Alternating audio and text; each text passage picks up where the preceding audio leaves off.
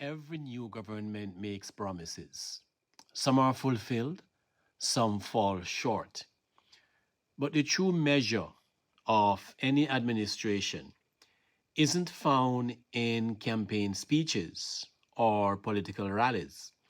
It's found in what happens when those promises collide with reality. Today, we are conducting a 1-year audit of the Jamaica Labour Party's third term in office. We will measure promises against performance and rhetoric against results, and ultimately answer one question: has the government delivered on the mandate Jamaicans gave it so far? Let's begin. In September 2025, the Jamaica Labour Party was returned to office with a decisive mandate. The campaign had been built around one central promise: that after years of difficult reforms, Jamaica had finally become economically resilient. The country, we were told, was no longer vulnerable to the financial shocks that had crippled previous administrations. And the phrase storm-proof economy quickly became more than a slogan. It became the government's defining promise. Because before the ink had fully dried on the ballot papers, nature delivered a test that no strategist could have scripted. A Category 4 monster formed in the Atlantic. And so the question was no longer whether Hurricane Beryl would interrupt government plans. The question was whether it would expose those plans as wishful thinking. You know, in less than 2 months, this administration would have completed a full year in office in its third term. So let's look at the promises versus the outcomes. But first, let me say that this is not an opposition report, nor is it a government advertisement. It is an audit. And like every audit, we will apply the same standard to every promise. And so we'll simply say promises made, promises kept, or maybe not achieved or half achieved. Here is what the numbers actually say.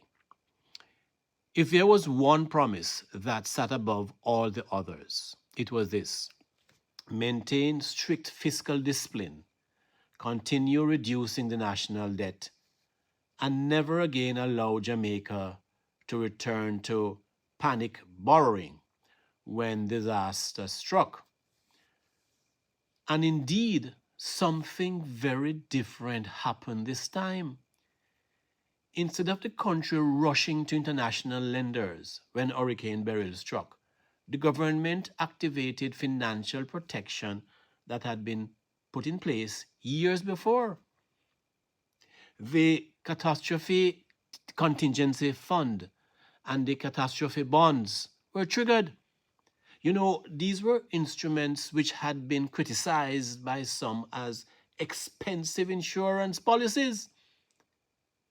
And these are the policies that came to Jamaica's rescue when we needed them most. They performed exactly as intended.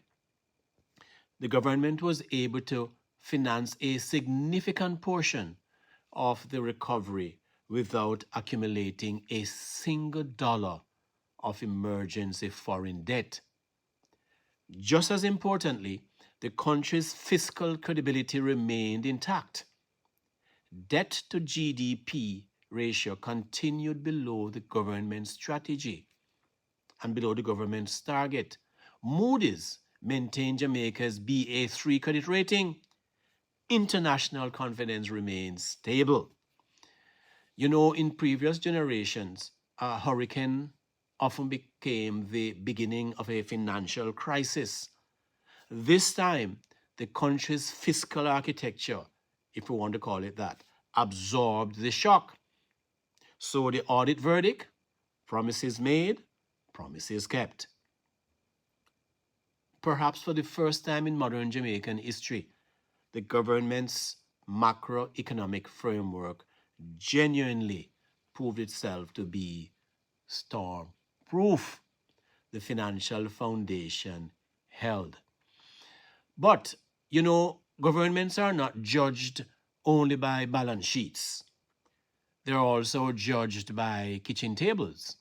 Because while economists celebrate resilient budgets, ordinary families measure the economy very differently. They measure it every time they walk into the market, every time they pay for groceries, every time they wonder whether this week's salary will stretch until next week. And that is where the second promise must be examined. The government promised not only economic growth, it promised growth that protected the livelihoods and purchasing power of ordinary Jamaicans. Well, here's the picture, and it is far more complicated. Hurricane Beryl devastated Jamaica's agricultural heartland. When you look at St. Elizabeth, Manchester, Clarendon, the country's breadbaskets, more than 4 billion worth of crops and farmland disappeared almost overnight. Domestic food supplies immediately tightened, and whenever supply falls, prices rise. Basic economic rule. The administration deserves credit, though, for maintaining one remarkable achievement. Unemployment remained at historic lows, below 3.5%. That is no small accomplishment, better than some first world countries. Jobs were protected. The labor market remained resilient. Businesses continued operating. Those are meaningful successes. But while employment remained strong, many households experienced something entirely different. We found that fresh produce became more expensive, and families found themselves paying more for basic items. Working class Jamaicans felt the pressure almost immediately. Now, the government's macroeconomic resilience protected the treasury. It could not completely protect the kitchen table. And therein lies one of the most important lessons emerging from this audit. Macroeconomic success does not automatically translate into household comfort. The country can be fiscally stable while families still struggle with rising prices. It's the law of supply and demand. Both realities, however, can exist at the same time. And so the audit verdict promises half achieved. The administration fulfilled its employment commitments, but protecting ordinary Jamaicans from localized climate-driven inflation, notice that climate-driven inflation remains an unfinished challenge. Now, let's turn to disaster relief and the accountability matrix, if you may. This was one of the government's most visible promises. And that wasn't on the election campaign, but it came after Hurricane Beryl. And it was straightforward. The idea was to help the people rebuild and to do so quickly and transparently. To its credit, the administration committed more than, I believe, 10 billion Jamaican dollars through the Roofs program, offering grants of up to $500,000 to families whose homes had been damaged or destroyed. The money was there. The commitment was there. But the criticism centered on something also entirely different. Speed. Speed was a problem. Across affected communities, many families remained under tarpaulins while waiting for assistance. And to those families, the difference between approval today and approval 3 weeks later wasn't an administrative matter for them. It was a difference between sleeping under a roof or under plastic. Government officials defended the delays by pointing to the Ministry of Labor and Social Security's newly introduced accountability matrix. Every application required field verification, identity confirmation, property assessment, and pre-disbursement audits before money could be released from the government coffers. Now, from an auditor's perspective, the objective made perfect sense.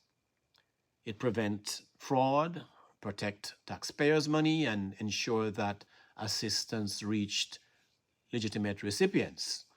Those are all worthy goals. But good governance also requires something else: proportionality. Proportionality. When citizens are exposed after a natural disaster, accountability cannot become paralysis. The administration successfully protected public funds. But in doing so, it often sacrificed the speed that emergency situations demand. And this is one of those moments where two truths can exist simultaneously.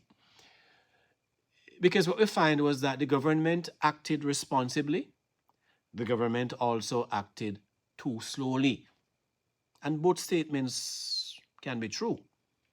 So what is our verdict? The audit's verdict: promises half achieved. Financial integrity was preserved. Operational execution lagged behind the urgency of the crisis. And when you look at it, that matters most. Now, let's turn to the big one: national security. The administration entered office promising something Jamaicans have waited decades to see: a safer country. Not through slogans, but through intelligence-led policing and through modern technology and stronger law enforcement as well. Now, measured purely by the numbers, the progress has been significant. Following sustained investment in police fleet expansion, you can see that physically, intelligence gathering and force modernization, Jamaica recorded one of the largest reductions in murders in modern history. Homicides declined by more than 40% year over year into recent periods. And those are not simply statistics, because when you look at it, in reality, every percentage point represents lives that were not lost, families that did not receive devastating phone calls, and communities that experienced fewer funerals. And that achievement deserves genuine recognition. But as usual, numbers alone never tell the entire story. The principal operational tool remains the repeated use of states of emergency and zones of special operations, and those have their benefits and they're effective. We're not knocking them at all. Those emergency powers have undoubtedly disrupted criminal activity, no doubt about that. But you know what? They remain temporary instruments. They suppress violence, but they do not permanently eliminate the conditions that produce violence. Gang recruitment, slow courts, delayed prosecutions, case backlogs, witness intimidation. These are structural issues that remain largely unresolved. And so emergency powers can lower the temperature, but they cannot permanently repair the foundation. And I don't know that there's any magic wand that the government can find. But the work belongs to the justice system nonetheless, which means Jamaica's long-term security still depends on reforms that extend well beyond policing. Policing has its role, but we need more than that. And so our audit, half achieved. Violent crime has fallen dramatically, but sustainable public safety still depends upon building institutions that no longer require extraordinary emergency powers to maintain ordinary public order. In the long term, we need something more sustainable. If this audit were being presented to a boardroom, I would have done an executive summary and it would read more like this. Macro shield and fiscal governments, grade A. Verdict, promises made, promises kept.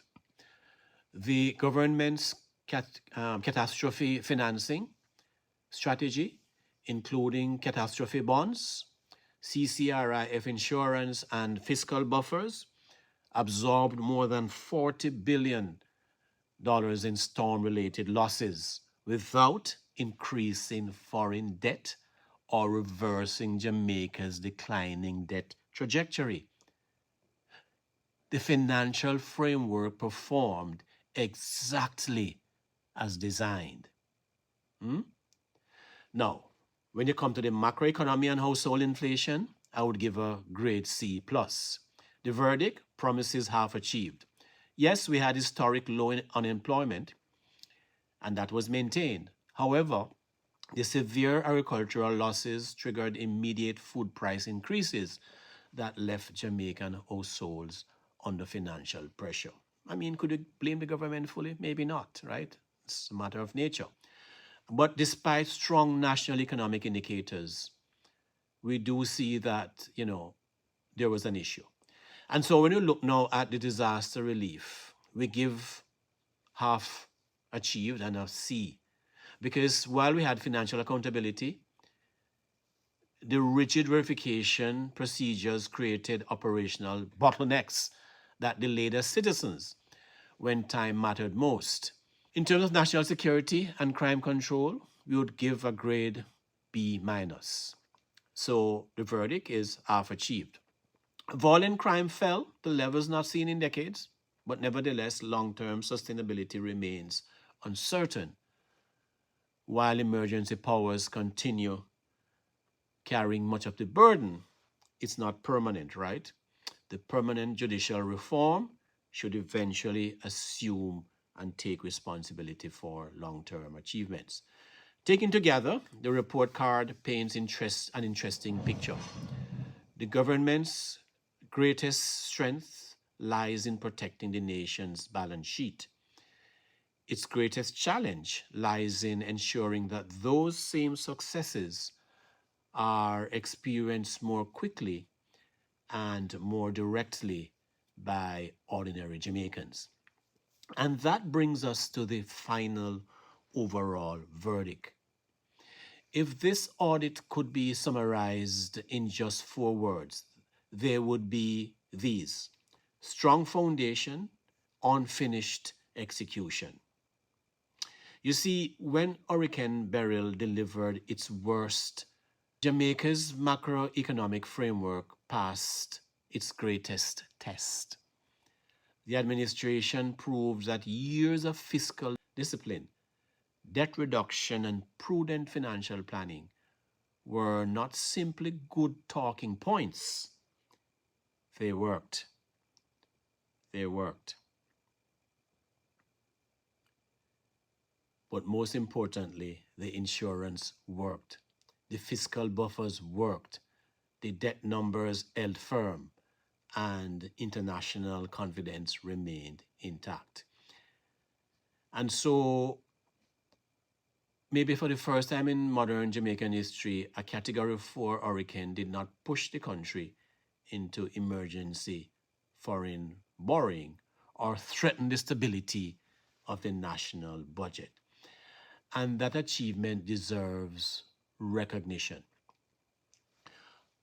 But,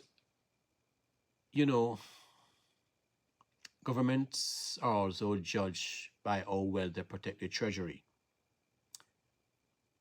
And although they are judged by that, they're also judged by how quickly relief reaches families, whether food remains affordable after disaster strikes, and whether people feel safe in their communities without extraordinary emergency powers. And also whether ordinary Jamaicans experience the same resilience that economists celebrate. And that is where this audit becomes more balanced. The administration built an economic fortress capable of surviving a Category 4 storm. Yet, too many Jamaicans still found themselves standing outside that fortress when the rain started falling.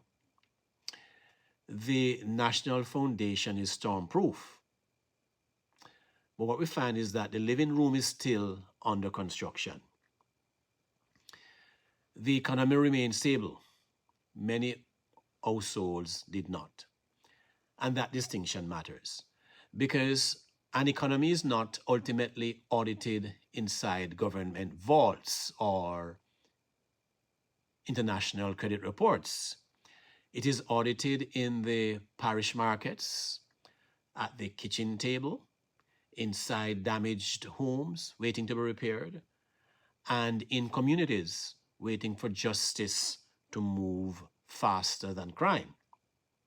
And as I prepared this audit, I couldn't help but remember Hurricane Gilbert in 1988. The late Edward Seaga and his administration restored electricity, reopened roads, restarted commerce, and returned the country to normalcy with remarkable speed. Within a relatively short period, the economy had begun moving upward again. Yet, only months later, Jamaicans voted the government out of office. Was that ungratefulness? Perhaps. But history suggests something more important. While the economy was recovering, many Jamaicans simply were not feeling the recovery in their daily lives. And so, Mr. Prime Minister, Dr. Andrew Holness, you and I were both very young then. Today, we have something even more valuable than money. We have history. And history teaches one lesson over and over again. Macroeconomic success alone is never enough. People must experience the recovery personally. And so as this administration moves into its second year, there must be room in the macroeconomic plan for what is happening on the street. So, if I were serving as a consultant to the government, which I am not, my executive summary for the next 12 months would include and would focus on 3 non-negotiable priorities for a modernized disaster relief. Financial accountability should never come at the expense of human urgency. Rather than relying on rigid sequential verification while families remain exposed, the government should introduce a tiered fast-track verification system. Why not use existing path databases and other government records to pre-approve vulnerable households immediately after a disaster? You have the records. Why not establish a temporary emergency e-voucher system for hardware supplies so they could issue supplies within days, backed by a post-disbursement audit instead of delaying assistance before a single nail can be purchased? Why not use parish councils and trusted community organizations, which could also be endowed and verify claims locally? And this, because this would reduce bottlenecks. created whenever a decision must pass through Kingston. You don't need every decision to be passed through Kingston before it can be approved. Why not strengthen food security before the next storm? Rather than relying primarily on disaster grants after crops have already been destroyed. What we should do is introduce affordable micro-crop insurance for small farmers while expanding localized cold storage. The time has come. We need that cold storage infrastructure because this will protect food production before disaster strikes. And this is one of the most effective ways to protect consumers from the sharp food price increases that follow every hurricane. This would be a major move by the government, a winning move. And why not complete the transition from emergency policing to permanent justice reform? And I know that's in the making. Everything won't happen overnight. You have 4 years left. The reduction in violent crime is real. Lives have unquestionably been saved. But long-term public safety cannot depend indefinitely on repeated states of emergency. And so the next phase must focus on expanding court capacity, and I know Delroy Chuck is working hard on that, reducing case backlogs, accelerate trial preparation, and increase conviction rates so violent offenders are removed through the normal operation of the justice system. The police is working hard, but criminals are set free through the courts many times, right? And so I would say to the government, those are the priorities, not because the government has failed, but because success now depends less on protecting the national balance sheet and more on improving the daily lives of ordinary Jamaicans. So what is my overall grade? A grade B. A solid performance built on exceptional fiscal management, but held back by uneven delivery where Jamaicans experience government most directly, which is in their communities, at the market, and in the speed of public services after disaster. The administration has proven it can protect the country's balance sheet. I think the next challenge is proving it can protect the everyday Jamaican with the same consistency. And as we look toward the remainder of this term, the challenge before the administration is clear. Macroeconomic stability got Jamaica through the storm. Ground-level execution will determine whether this economy is truly storm-proof for every Jamaican. The government has proven its economy can weather the storm. Year 2 will determine whether ordinary Jamaicans can weather the storm as well. That is our audit. What's your grade? Drop your report card in the comments below. And if you enjoyed this balanced analysis, hit that subscribe button. And as always, one vision, one Jamaica, under God. See you next time. Here we call one people, one nation, standing tall under God, strong and free. Jamaica, the land we love.